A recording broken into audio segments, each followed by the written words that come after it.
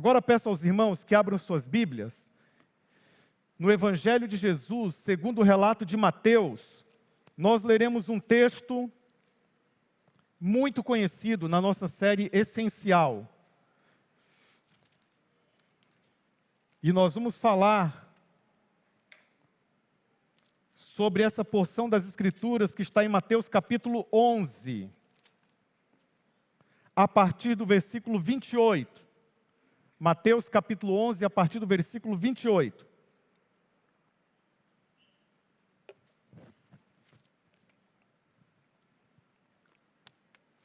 Mateus 11, a partir do versículo 28. Veja o que a Bíblia diz. Vinde a mim, disse Jesus, vinde a mim, todos os que estáis cansados e sobrecarregados, e eu vos aliviarei.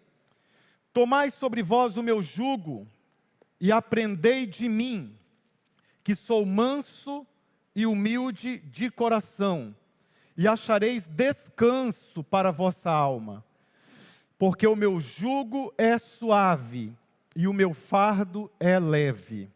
Assentados, como os irmãos estão, leiam com o pastor mais uma vez os versículos 28, 29 e 30. Vamos ler juntos.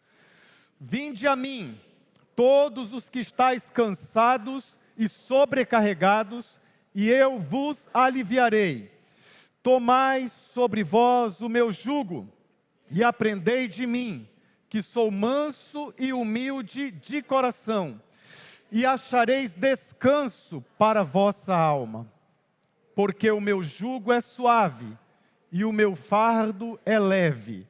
O meu jugo é suave.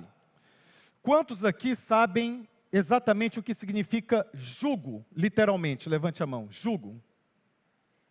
Vocês sabem? Os demais que não sabem, vocês, por favor, contem para eles aí ao lado. Eu vou esperar. Jugo é uma canga.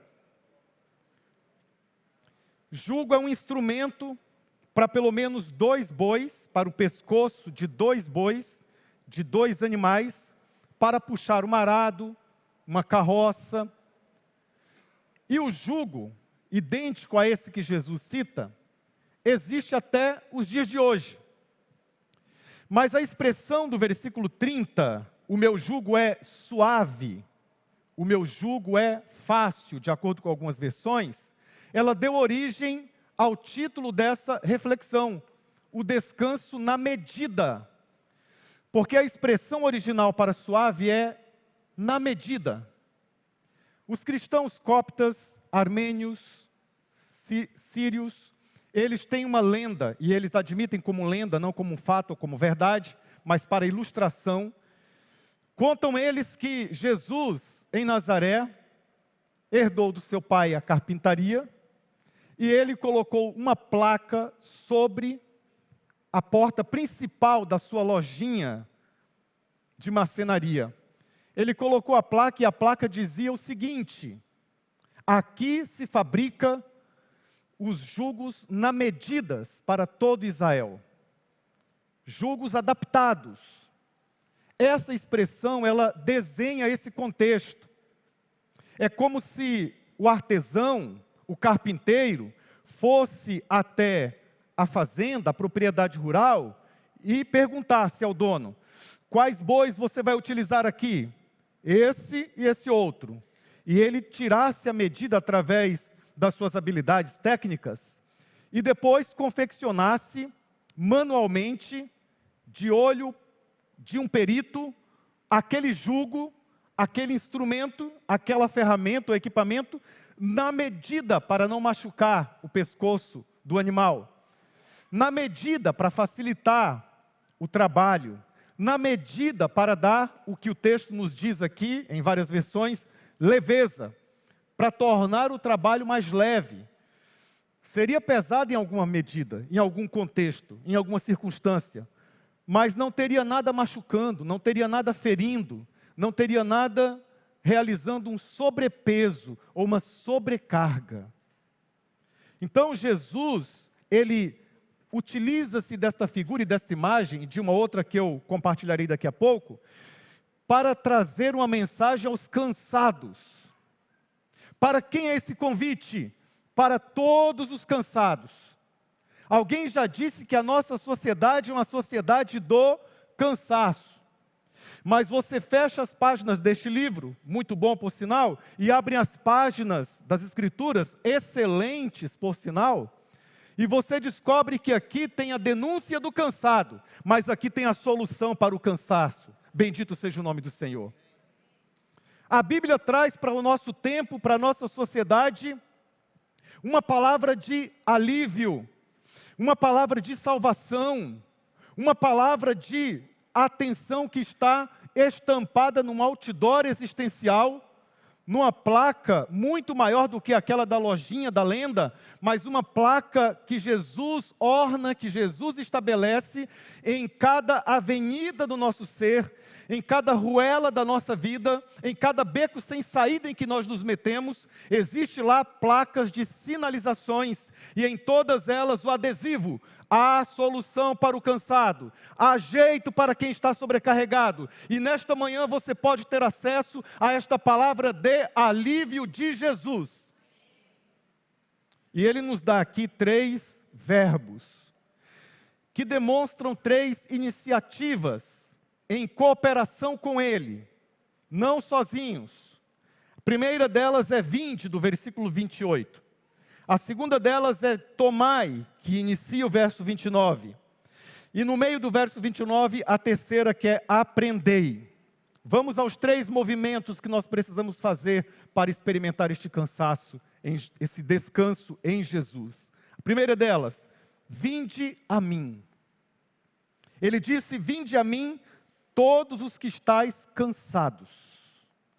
Esse convite de Jesus é diferente do convite dos religiosos à época de Jesus. Com suas vestimentas, com seus ornamentos, com a sua pompa, os fariseus e escribas diziam para os pecadores cansados: afastem-se de mim. Nos nossos dias, alguns religiosos também estabelecem distância. Dizem alguns religiosos: afastem-se de mim. Alguns outros, bem intencionados, é verdade, não dizem afastem-se de mim, mas eles dizem: façam para mim, façam por mim. Mas nós temos o mestre da Galileia, o Deus encarnado, que não disse aos pecadores, conhecendo cada um por dentro, conhecendo cada um interiormente, ele não disse aos pecadores: afastem-se de mim. Ele não disse aos performáticos da religião: façam mais, realizem mais, para mim ou por mim. Ele disse: vinde a mim. É um convite para o relacionamento, é um convite relacional. E ele diz que essa proximidade vai trazer descanso. Ele diz: aproximem-se de mim, vinde a mim, venham a mim, todos os que estáis cansados e sobrecarregados. Numa primeira leitura, nós imaginamos que cansados e sobrecarregados são palavras sinônimas no texto, mas não são. Elas apontam para 2 realidades bem distintas que nós precisamos compreender nesta manhã. Cansados, ou cansaço aqui, diz respeito a algo interno, pessoal, individual, não coletivo, mas é algo que você se impõe. No contexto, algo que aqueles homens e mulheres da época de Jesus se impunham, no sentido de fazer algo para agradar a Deus, de fazer algo para chamar a atenção do eterno, de fazer algo para se sentir um pouco melhor. Esse cansaço, primeiro que Jesus enuncia, é o cansaço da performance pessoal, é o cansaço de cumprir metas espirituais. Eu vou ler a Bíblia toda esse ano, isso é bom, mas se você estabelece isso como um paradigma de santidade, você inaugura o caminho para o cansaço. Quando você chega em Levítico, você já está cansado. É o cansaço que é alimentado todos os dias pela culpa religiosa, pela culpa espiritual, pela culpa de se sentir menos, de sentir que não dá conta, de sentir que não vai ter jeito, de olhar para um testemunho bonito e no lugar de ser edificado, cobrar-se pessoalmente. E lá no seu interior conversar com seus botões e dizer para si mesmo: eu não vou ser como ele, eu jamais vou alcançar esse nível, eu nunca ouvi Deus pessoalmente, eu nunca tive uma visão espiritual, os meus dons são parcos, são limitados, são pequeninos. E esse sentimento em looping, isto é, que vai rodando na sua alma, no seu coração, ele vai estabelecendo um cansaço terrível, que é alimentado também, além da culpa, pela frustração.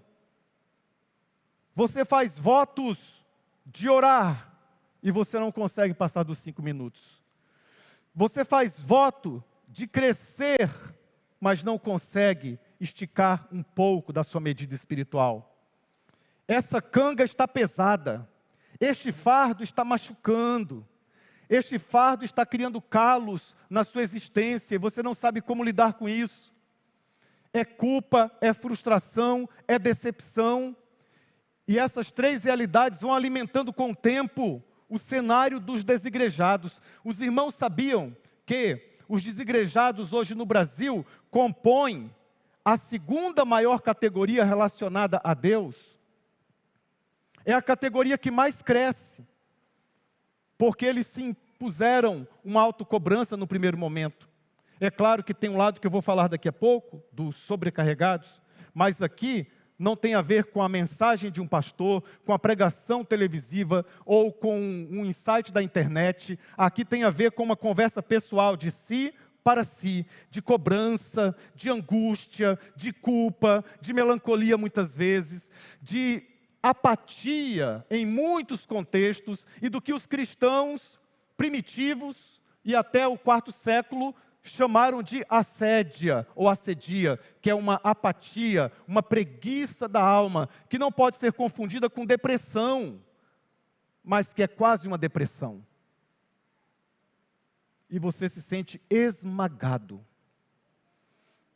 cansado, cheio de si, não consegue olhar mais no espelho da vida e pedir perdão. Porque você mesmo chega diante de Deus com um sentimento de um pavor existencial e você olha para esse Jesus de mãos furadas, de pés perfurados, e você esquece que Ele te ama.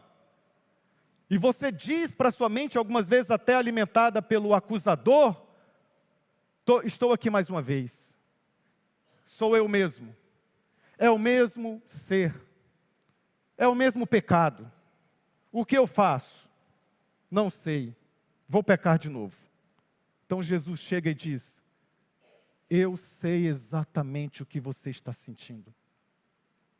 Você está achando que existe, filho e filha, um detergente mais poderoso do que o meu sangue.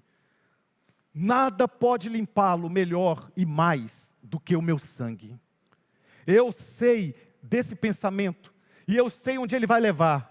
Você se cobra, você se apunhala, você se fere, você não é generoso consigo mesmo, você não compreende o Evangelho porque ele está dentro de uma lata religiosa. Mas nesta manhã, diz Jesus, eu quero que você saiba mais uma vez, você que já sabe ou já aprendeu isso milhões de vezes, eu quero dizer mais uma vez, deste modo: venha a mim, você que está cansado e cheio de cobranças pessoais. E entregue essas cobranças aos pés da cruz.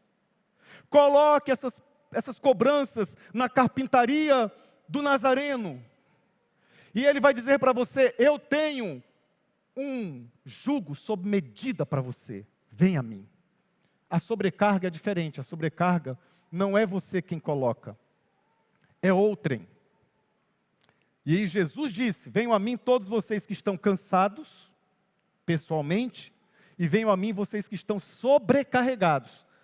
A sobrecarga, Jesus estava mandando uma direta, não uma indireta. O mestre não precisava desse artifício, mas uma direta para os fariseus e escribas. Ele disse numa outra passagem em Mateus, que aqueles homens religiosos atavam fardos sobre as pessoas, que eles não tinham a intenção e nem a disposição de mover aqueles fardos com o dedo. Nem com o dedo mínimo eles iam dar uma contribuição. Deixa eu ajudar você um pouquinho.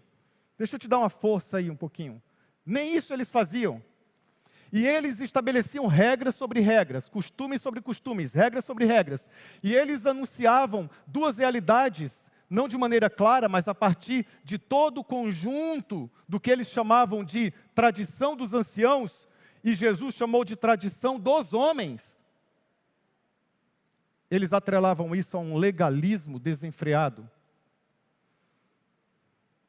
a uma religiosidade desenfreada. Regras sobre regras. A sobrecarga vem quando você entra numa comunidade e você, além de cobrar muito de si mesmo, você é cobrado exageradamente. Você é cobrado para ter uma performance religiosa. Você é cobrado para ter uma situação em que você se apresente como crente. Você é cobrado por usos, é cobrado por costumes, é cobrado por obediência, é cobrado para servir, é cobrado, e Jesus chama isso de sobrecarga. Cuidado com a sobrecarga. Servir a Deus é bom, mas tem um limite. Servir ao próximo é maravilhoso, mas cansa, tem um limite. E essa sobrecarga, ela, num primeiro momento, não pesa tanto, porque você é aplaudido quando você se dispõe. Você é celebrado quando você se dispõe. Você é festejado. E no primeiro momento você gosta dessa atenção. Você gosta de ser útil, você gosta de ser proativo, você gosta de dar o primeiro passo. Mas se você não cuidar do seu relacionamento com Jesus, com o tempo você vai se sentindo sobrecarregado. E essas duas realidades, elas estão presentes nos dias de hoje também. Hoje nós temos pessoas cansadas de cobrarem tanto de si mesmas. E nós temos pessoas sobrecarregadas de atarem sobre si os fardos da religião que Jesus não pediu para você carregar, não pediu para você carregar. No contexto do meu primeiro ministério, eu conheci um homem na praça. Eu digo na praça porque os nossos encontros foram sempre nas praças de Poconé. Nós nos encontramos no outro dia. Aliás, nós nos encontramos sim um dia num bar, bem na frente de uma praça, mas a praça estava ali diante de nós, e eu pedi um guaraná, e ele pediu uma cerveja, mas as pessoas que passavam acharam que o pastor estava bebendo cerveja, e já tinha várias ali, e só tinha uma garrafinha de guaraná, que não sei por que ela ficou escondida atrás daquela que desce redondo, e foi difícil explicar para a igreja, aqueles irmãos da igreja, que eu não estava bebendo aquelas 15 cervejas ou mais que estavam ali. Era só um guaraná, mas o guaraná também tinha a mesma cor. Eu deveria ter sido mais sábio e pedido uma Coca-Cola, que era de outra cor. E ele queria muito Deus.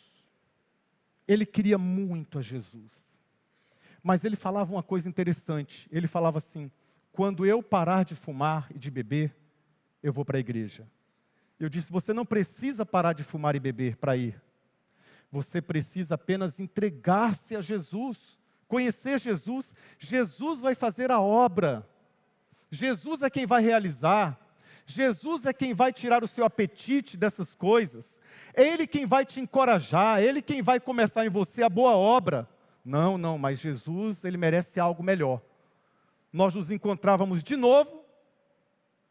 E aí, deixa eu falar para você um pouco mais do Evangelho, deixa eu proclamar um pouco mais da graça, deixa eu falar um pouco mais desse Jesus que te ama. Eu ouço, pastor, e nós conversávamos ali numa das praças de Poconé. Poconé tem lindas praças. Nós conversávamos numa das praças. E aí, o que acha? Pastor, eu acho o seguinte, que quando eu parar de fumar, quando eu parar de beber, eu irei. Mas veja bem, essa limpeza, essa realidade é depois. É quando Jesus entrar na sua vida, é quando Jesus operar no seu coração. Ele vai tratar de te dar saúde, te dar compreensão, de te abençoar. Não, mas Jesus merece muito mais. Um ano depois, o mesmo discurso. Fiquei 4 anos ministrando em Poconé.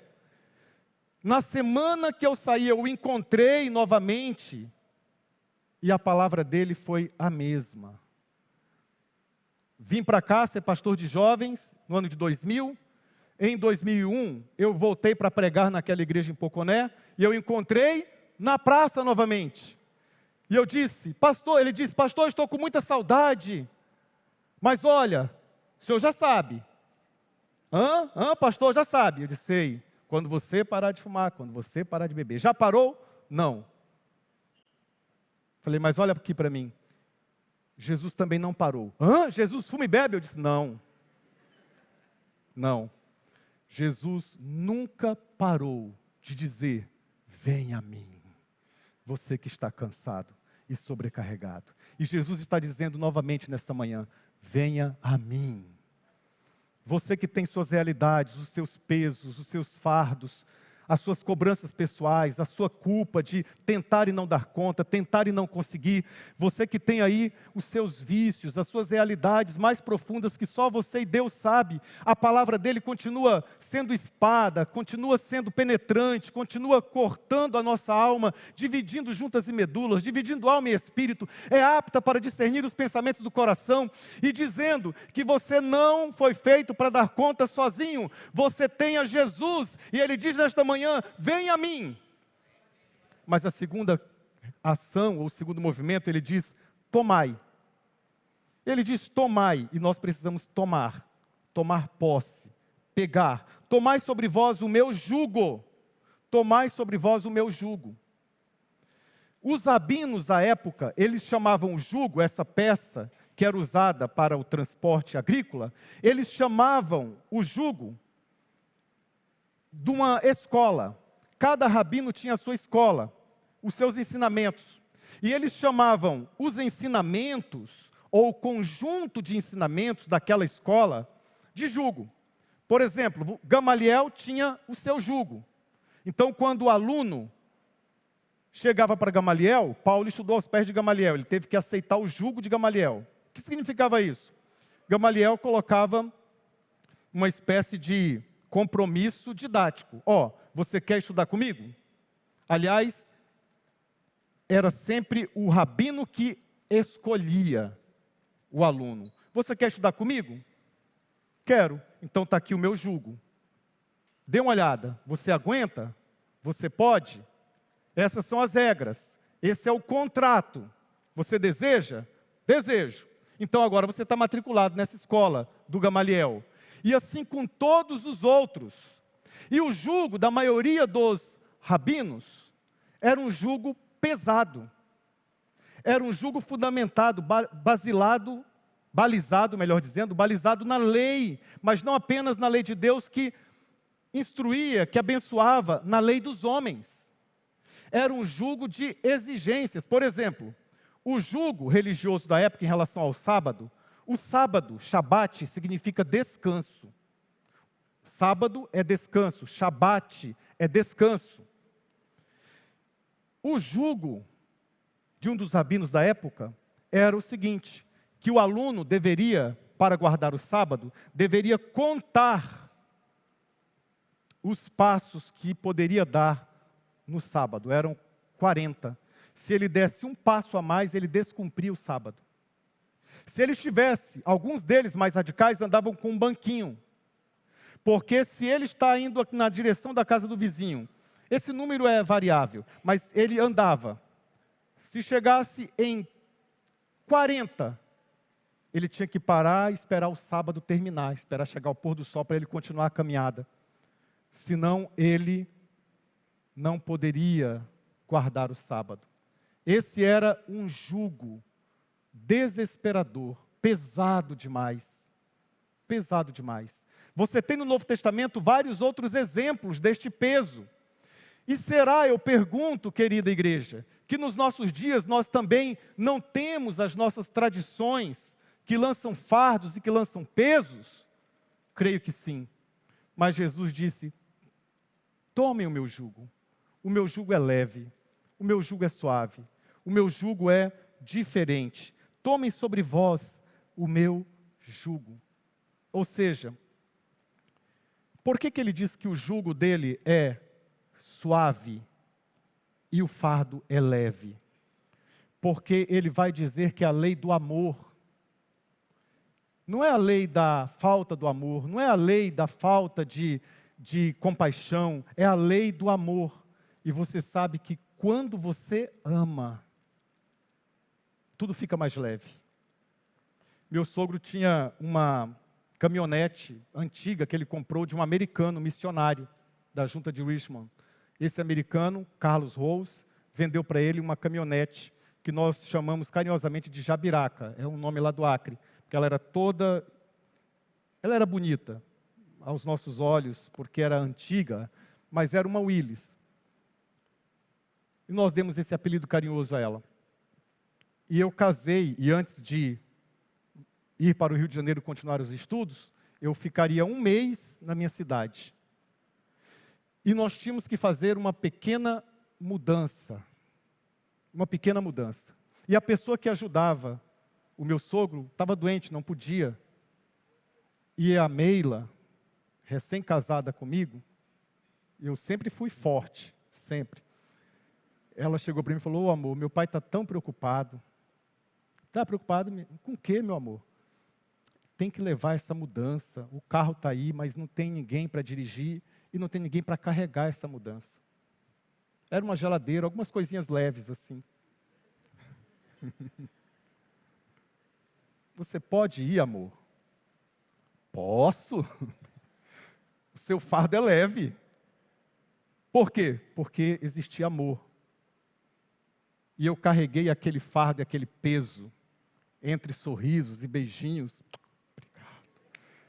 com tranquilidade no coração. Jesus disse que os mandamentos dele não são pesados. Mas por que exatamente não são pesados? Eu vou dar um exemplo e você vai pensar no seu coração se é pesado ou não. Perdoar o inimigo. É pesado ou é leve? Isso faz parte do jugo de Jesus. E ele diz que é leve. Dar a outra face. Alguém te magoou, te feriu a face direita. Você vai virar a face esquerda. Isso é leve ou é pesado para nós? Mas Jesus diz que é leve. Andar a outra milha, andar a 2ª milha, é pesado ou é leve? É pesado, mas Jesus disse que é leve. Jesus disse que é leve. Orar pelos que nos perseguem. Orar pelos nossos inimigos. E abençoar os que nos amaldiçoam. Alguém lança uma maldição sobre a sua vida. No trânsito. Alguém lança uma maldição sobre você no trânsito. Isso, na ótica de Jesus, você deve abençoá-lo. Mas não é abençoar, vai abençoado, Deus te abençoe. Não é assim não, é de coração. Isso é leve ou é pesado? É pesado para nós, mas Jesus disse que é leve. É leve. Dizer que a esposa está certa e admitir quando você sabe com todo o seu ser que ela está errada, é pesado ou é leve? É leve. É leve. É pesado, mas Jesus disse que é leve. E ele disse que nós temos que tomar o jugo dele. Esse é o caminho estreito. Nós temos que tomar o seu jugo. Agora vem o terceiro verbo, a terceira ação, o terceiro movimento. Ele diz: vinde a mim, tomai e aprendei. Agora nós vamos para o terceiro, que completa o segundo.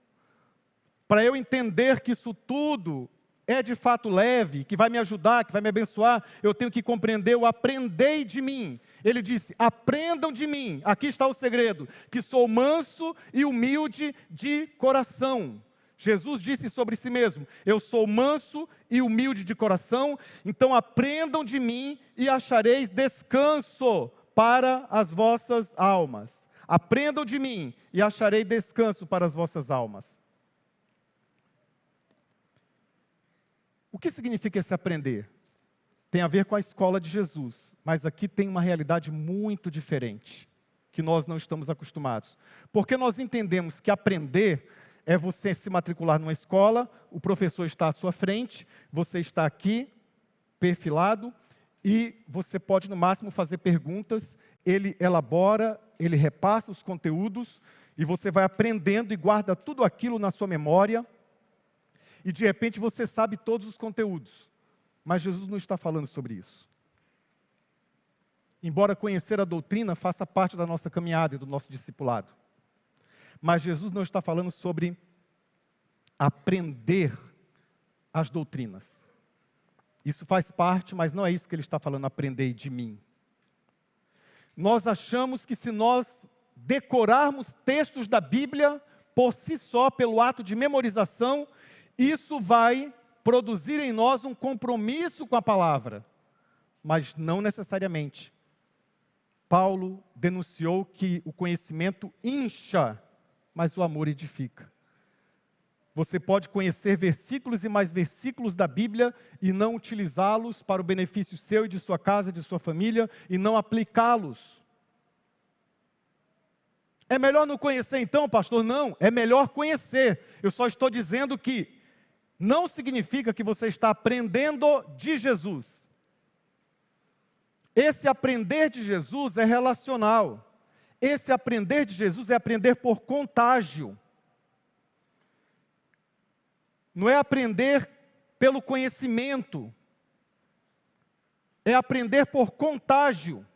Ou seja, quais são as características que vão trazer descanso, que vão trazer alívio das pesadas cargas da vida, que vão trazer leveza para o seu ser, que vão trazer saúde para você. Por falar em saúde, esse aprender aqui, ele é utilizado na época da Bíblia como aprender medicinal, terapêutico. É como se Jesus estivesse dizendo, entre na minha terapia, vocês receberão saúde. É um aprender tridimensional, é um aprender biológico e somático. O seu corpo participa disso, porque você vai jejuar, você vai orar, você vai usar os olhos para ler. É um aprender biológico, o seu corpo está envolvido. É um aprender psicológico, a sua psique, a sua alma está envolvida. E é um aprender pneumático, espiritual, o seu espírito está envolvido. É você por inteiro, mas é um aprender por contágio. Aprendam de mim, significa aprender dele mesmo, em comunhão com ele. Uma oração que eu tenho feito há muitos e muitos anos é, eu sou teu discípulo, eu quero aprender contigo. E ele coloca duas qualidades, humildade e mansidão, porque muitas pessoas não abandonam os fardos por orgulho, por soberba. Não, eu vou continuar, porque eu. Deixa eu falar uma coisa para você. Aprenda de Jesus. O que Jesus está dizendo é que se você ficar perto de uma pessoa mansa, você aprende a ser manso. Se você ficar perto de uma pessoa humilde, você aprende a ser humilde. Você aprende a ser humilde. Você não aprende a ser humilde comprando um livro sobre o poder da humildade. Você não aprende a ser manso simplesmente fazendo um curso de 5 semanas de como eu me torno manso. Manso, na Bíblia, é você consciente dos seus direitos, você abre mão por uma realidade maior que você quer abraçar. Por uma realidade maior. O manso não briga no trânsito. O manso não altera a voz. E quando altera, ele se recolhe e pede perdão. O manso, ele diz para si mesmo, eu tenho um coração físico para cuidar. Isso é um bem maior do que eu me desgastar com as querelas desta vida. Esse é o manso. É um aprendizado desafiador. Mas Jesus diz que nós só sabemos fazer isso quando nós colamos nele. Você pode até através do conhecimento ter apreensão disso. Eu, por exemplo, quando leio o Novo Testamento, eu leio vendo Jesus. Eu coloco uma lente de aumento e eu fico vendo Jesus. Eu estou lendo o texto, eu estou lendo. Apareceu Jesus, eu paro. Eu quero ver o que Jesus falou, o que ele não falou, onde ele entrou, onde ele não entrou, qual foi a atitude dele, o que aconteceu. E eu estou me aproximando do meu Senhor através do texto bíblico. Mas eu me aproximo do meu Senhor através da oração também. Através da oração.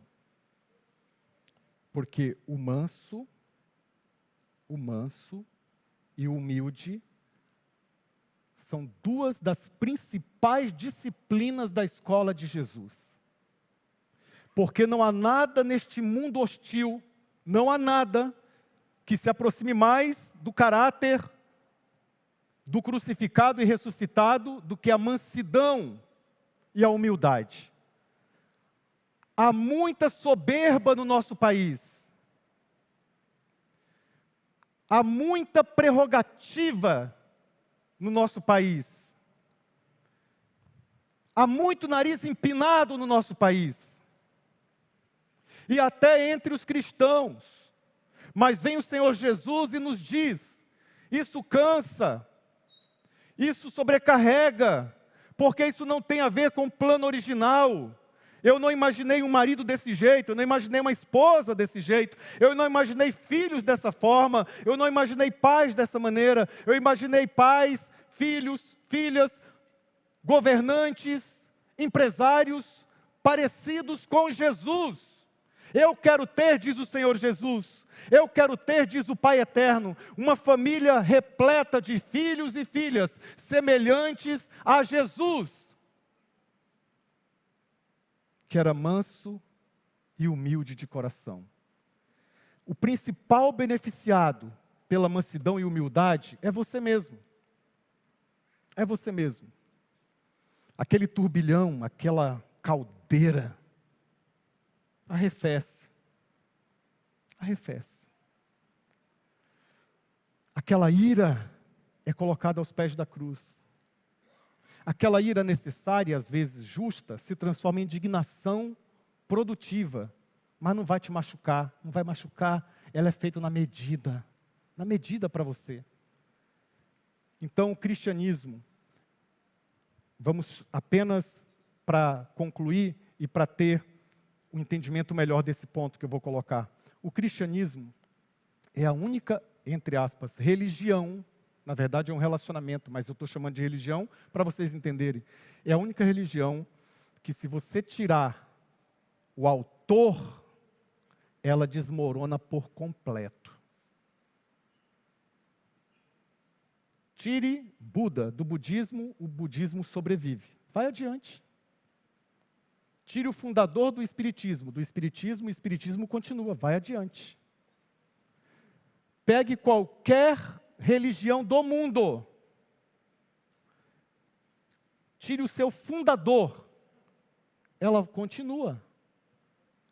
Mas não é possível tirar Jesus do cristianismo e ele continuar.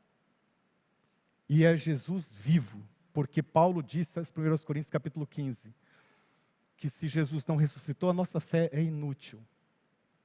Mas porque Jesus ressuscitou, nós falamos, eu posso ir até o Senhor, tomar o teu jugo e aprender de ti, que é manso e humilde de coração. E o que eu encontrarei como resultado? Qual é o resultado dessa universidade da vida? Verso 30.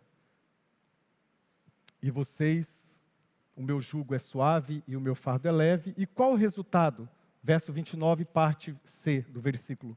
E achareis descanso para a vossa alma. E achareis descanso para a vossa alma. Agora, vocês perceberam que ele não falou as duas palavras, cansaço e sobrecarga? Ele não disse achareis descanso e alívio. Ele colocou a palavra descanso, porque essa palavra descanso, ela é global. Ela abraça tanto o cansaço de uma cobrança íntima e pessoal, constante, movido pela culpa, pela frustração, pela decepção, como também os fardos que você leva. Sabe, gente, hoje a sociedade não leva só fardos religiosos. Mães se sentem culpadas por não darem toda a atenção que gostariam aos seus filhos. Pais se sentem culpados por não conseguirem, às vezes, bancar uma viagem bonita para a família. Existem outros fardos, outras cargas. Mas Jesus vem nesta manhã e diz assim, para que carregar isso? Aprenda de mim. Eu sou manso e humilde. Aprenda por contágio. Tenha saúde. Deixa eu curar você, deixa eu cuidar de você. A culpa é ineficaz. A confissão é poderosa. Confissão, arrependimento, é mudança, é confessar caminho inadequado, tortuoso. Cuidado. Existe muita culpa falsa, gerada pelo inimigo das nossas almas. Muita. Lutero experimentou essas culpabilidades falsas. Não importasse o que fizesse, ele se sentia culpado ao final do dia. Houve um dia que ele mudou essa lógica. Eu faço muitas coisas para ser bom. Isso só me traz mais cansaço. Eu vou tirar o que eu faço da frente de mim e vou colocar o que Cristo fez em minha frente. E eu vou aprender dele. Por isso que a cruz de Lutero, ela é vazada. Ela é uma cruz, mas ela é vazada no formato de um corpo, o corpo de Jesus. Porque quando você olha para a cruz, você olha a cruz vazia, mas percebe a marca de que ele passou por ali, por amor a você e por mim. Mas ele está vivo fazendo o mesmo chamado. Ele não tem uma loja com uma plaquinha como os cristãos cóptas afirmam. A loja dele é a sua casa, é a minha casa, é essa casa, é o seu trabalho, é o meu trabalho. É você no trânsito, ele senta ali do seu ladinho e diz: filho, para que tanto cansaço? Para que tanta sobrecarga? Eu tenho uma canga na medida, não vai te machucar, não vai te ferir, mas você precisa aprender de mim, diz o Senhor Jesus.